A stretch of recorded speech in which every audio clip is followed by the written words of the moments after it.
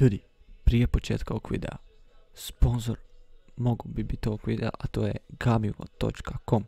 Znači, ljudi moji, to je stranica gdje možete kupiti igrice kako vam mozak stane. Znači, vidite, stalno prodavaju igrice. Vidite ovo, stalno prodavaju igrice. Evo, na primjer, Euro Truck Simulator 2 su već prodali.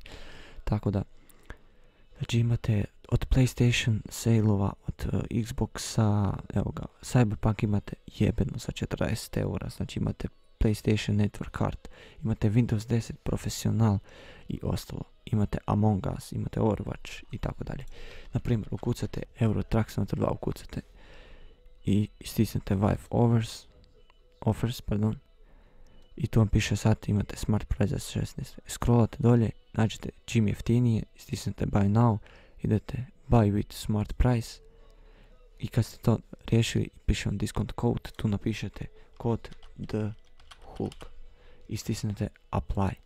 I dobit ćete minus 0,17% popusta za početak. Tako da istisnete Go to Checkout i to je to. I veliki pozdrav svima ljudi, dobro došli u moj novi video na mom kanalu. Znači ljudi moji, danas ćemo, kao što vidite po naslovu videa, raditi stari serijal koji sam započeo i mislio sam da odustanem od njega i nešto, ali nekako nije mi se dalo. Pa onda ćemo danas napraviti malo žešću mašineriju od kompjutera, tako da, inače ko još ne zna, ima unboxing ovog mikrofona, ima review ovog mikrofona i test. Tako da svratite do tog videa i ostavite like i subscribe, naravno tak i na ovom, ostavite like i subscribe. I šta da kažem više, ajmo se mi baciti na posao. Znači danas radimo komp od 18.960 kuna, ajmo reći, ili ti ga 2513,52 eura. Zašto uvijek gledam sim? Zašto ne govore? Koji kurac? Ok, najjače. Tak da, ja ćemo prebaciti za scenu i idemo. Evo nas ljudi, znači na sceni, znači 18.960 kuna i 2513 eura. Znači radimo danas komp za tolike novce. Tako da, nemojte mi pisati, joj jesi lud, ba taj radi malo jeftinije, ovo ono. Napravit ću ja i jeftinije, napravit ću ja i minimum, ono minimum, a da je 60 FPS-a gaming, ajmo reći. Tako da, neću da odugovlačim, krećemo na posao. Znači, ja sam se mučio s tim, mogu vam reći stvarno dosta. Tako da, idemo krenuti na posao, a to je, idemo prvo od procesora. Procesor sam uzeo AMD Ryzen 9 3900X, 12 jezgri, 24 trejda, 4,6 GHz, 64 MB cache, AM4 socket sa njegovim coolerom, znači cooler smo uzeli drugi. I cijena mu je 3999 kuna, znači odmah sam ga rasturio sa cijenom ko ludi. Tako da za procesor smo uzeli taj procesor. Sljedeće, uzeli smo termalnu pastu, termalna pasta Arctic MX2, 4 grama, znači najskuplja pasta u Instant informatici, tako da zaboravio sam reći, imat ćete sve u opisu videa, svaki taj dio. Tako da, ko želi da kupi, stvarno ako imate novce, znači ja sam ga sklopio, vjerujte mi, jako dobro. I nema tu ono šta nisam, znači nema tu. Uglavnom, boja je siva, gustoća je 3,96 grama po centimetru kubičnom. I nema kaj da pričam, ne vidim. I cijena mu je 47 kuna i 3 lipe. Instant informatika, pa baš di 3 lipe, ali dobro. Sljedeće, uzeli smo vodeno hlađenje Gigabyte Aorus Liquid Cooler 240. Znači, uzeo sam, zašto baš to? Pa zato jer ovaj build je samo Gigabyte. Znači, bukvalno samo Gigabyte, da bar ima i termalna i procesor Gigabyte, sve Gigabyte i hard disk i sve, ne? Znači, bukvalno je Gigabyte. Tako da, Odlučio sam se, evo znači vidite kako lijepo izgleda, znači meni je predno, znači da ja mogu kupiti, kupio bi ga odmah. I cijena mu je 1395 kuna. Uglavnom, podržava sokete od novog do starijeg. Mislim starijeg ne podržava valjda, ali ne podržava, nemam pojma, da vidimo šta piše. Podržava evo i starije, tako evo i starije sokete podržava i mjeri vam, sviđa mi se jako, mjeri temperaturu procesora i to ne da kaže krivo, to kaže točno. Tako da idemo dalje. Sljedeće što sam uzeo jeste matična, isto je Gigabyte B450 Aorus Elite AM4 soket naravno. Cijena joj je 799 kuna, znači 800 kuna, znači ovako izgleda, znači predivna matična, ako ću imat pare kupit ću si ju i kad-tad. Tako da, znači evo ga, ima 4 slota za RAM, ima 2 slota za grafičku, ima za M.2 SSD. Šta još ima? Ima, ne znam. Evo da, i ovdje ima za SSD. Ok.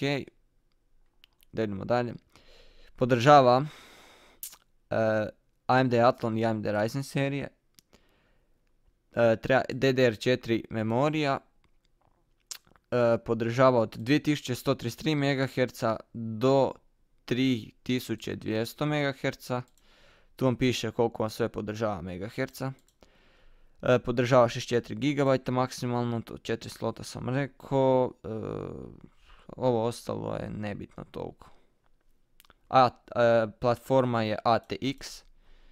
Znači ATX znači velika je. I to je to od matične, tako da idemo dalje.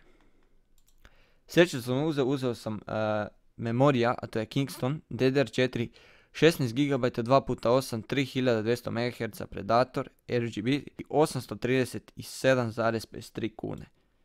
Tako da cijelu 16 latenciju, 2x8 je, napajanje 1,2 W i ovo ostalo je RGB najjače. Uglavnom, evo ima jedan like, vidim i sviđa mi se RAM. Ja imam takav, samo kaj nije sa RGB-om, odmah ću vam reći, ne.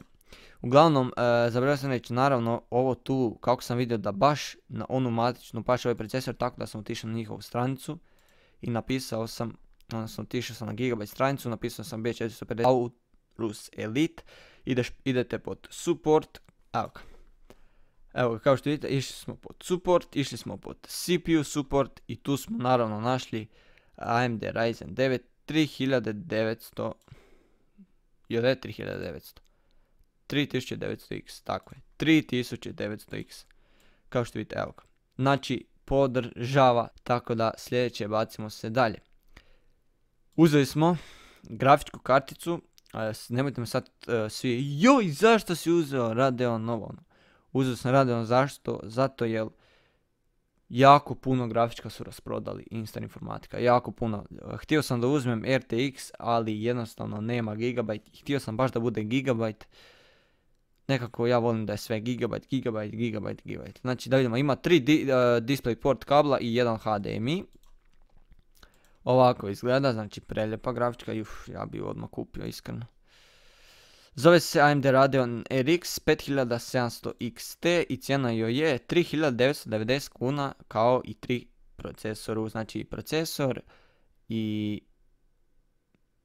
grafička su jebeno ista cijena, tako da idemo dalje šta piše o njoj.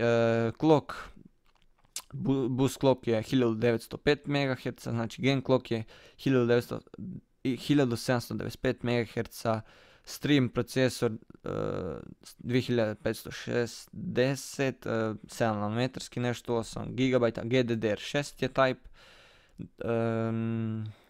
Mislim da više nema kaj pričati, to je maksimalna rezolucija, DirectX 12, ATX i ono, nema kaj stvarno pričati. Evo, DisplayPort, 3 komada i jedan HDMI 2.0, eto, kaj da kažem više. Maxi ponuda, eto.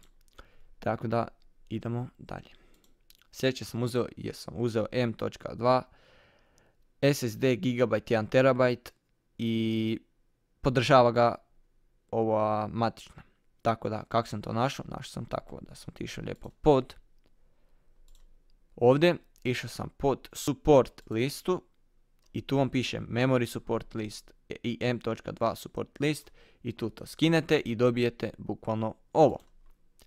I sad vi tu tražite gigabyte, ja sam ga kao što vidio našao, znači točno taj, znači gsm 3100 tntd i mogu vam potvrditi, evo ga 3100 tntn, znači sve isto se poklapa, tako da to morate paziti i kod rama i kod SSD m.2, a ako želite SSD običan, tu vam je SSD support. I tu kliknete download i dobit ćete nešto što ovak slično i tamo tražite. I to je to, ima i uzeo sam naravno 1 terabajt. Zašto? Pa zato jer 500 je možda ono taman, ali nekak sam se odlučio na terabajt, pa onda neka bude. I cijena mu je 868 kuna i 59 lipa. 1 terabajt m.2, šta dalje kažem, znači, evo, da.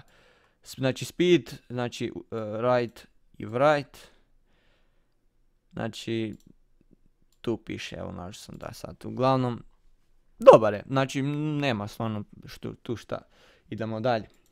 Sljedeće jesam uzeo hard disk, uzeo sam od 2 terabajta, 7200 okretaja, bez buy i cijena mu je 509 kuna, znači 2 terabajta je već danas malo, ali to će biti dovoljno, lako se nadogradi još 6 terabajta.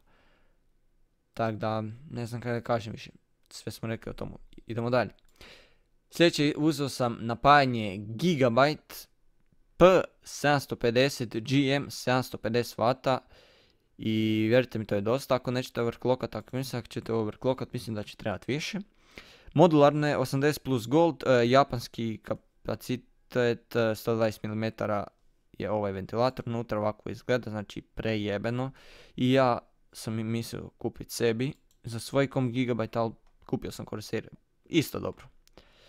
Tako da nemam kaj više da kažem. 80 plus gold, to sam rekao, 750 W sam rekao i ono, to je to, ne. Idemo dalje, bacimo se na sljedeće, a to je Gigabyte kućište C200 Glass, nisam rekao cijenu, 716 kuna je napajanje, nebitno, vidjeli ste. Kućište Gigabyte C200 Glass sam odabrao zato jer mi je predivno kućište, znači vidite tu ljepotu. Čak ova strana nije toliko ono preljepa, ali izgleda lijepo iskreno ovako. Kad ga kupujete, na primjer, evo ovako izgleda. Izgleda lijepo. Pa sam odlučio, pošto je sve Gigabyte, pa nek bude i ono Gigabyte. ATX platforma, maksimalno ventilatori 6 komada ih podržava vjerojatno. Jedan valjda dobijete s njim i ima RGB, LED, nešto, nemam pojma, crno je, steel plastik materijal i tempered glass, nešto, nemam pojma. Bez napajanja naravno i bez buy, 409 kuna bez buy. Tako da idemo na zadnju stvar, a to je, odlučio sam se neka bude ventilator za kućište Corsair, neka bude lijepi protok zraka i cijena mu 219 kuna i 23 lipe. Šta više da kažem, znači dobijete, to je jedan komad, ja bih preporučao da uzmete dva. Ja sam uzeo dva pošto je već jedno vjerojatno u kućištu, kao što vidite, pa onda neka budu dva negdje još. Stoga da nemojte zaboraviti da ima još, ne grafička nego vodeno hlađenje, dva ventilatora koji idu vjerojatno gore, pa sam ja ove odlučio možda staviti naprijed. Tako da, ono, i kad odemo ovdje, dobijemo ovo, a to je cijena tih svih komponenti, koliko zajedno nam dođu, 18.965 kuna i 64 lipe. Tako da, ajmo mi to sad prevesti, znači, tako, bez lipa ćemo i to ćemo dobiti na 2514 eura. Tako da, eto. Uglavnom, 20 godina ga ne morate više upgradeavati, ovo će se služiti. Tako da, to je to ljudi moji, bacite subscribe, like, mi se vidimo u sljedećem videu, ali tada, pozdrav.